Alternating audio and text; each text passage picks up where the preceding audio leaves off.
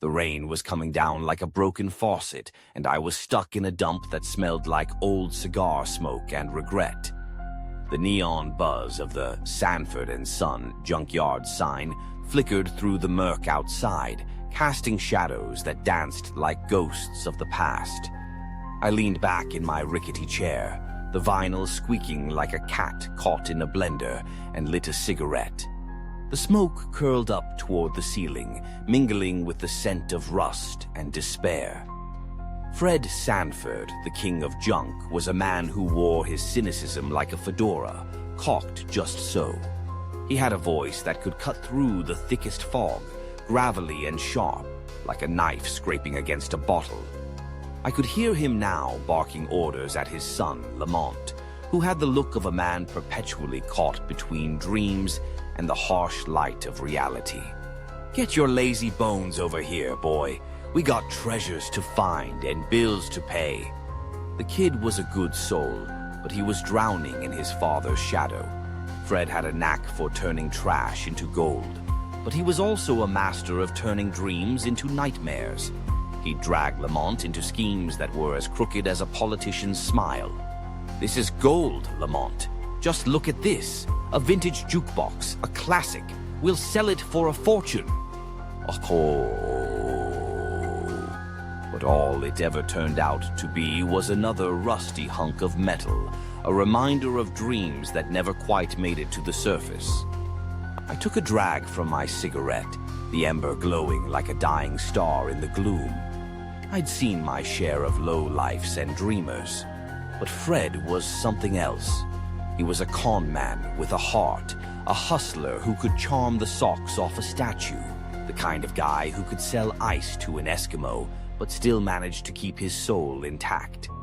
"You gotta play the game, detective," he'd say with that toothy grin, "but you gotta know when to fold." I watched as he and Lamont bickered over a pile of junk that could have been a treasure trove or just another heap of broken dreams. "You're always looking for the next big score, Pop, but what about today?" Lamont shot back, frustration etched on his face like a bad tattoo. "We can't live in the past. Son, the past is all we got," Fred replied, his voice softening for just a moment, a crack in the armor. "This junkyard is our history. Every scrap tells a story." I knew that look in his eyes. It was the look of a man who had seen too much and lost even more. The rain kept pouring, a steady rhythm that matched the pulse of the city outside. I could hear the sirens wailing in the distance, a reminder that trouble was always just around the corner.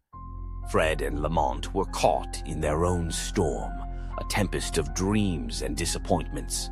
"You think we're just a couple of losers, don't you?" Fred spat, his bravado faltering for a second. "But we're survivors, boy. We make our own luck."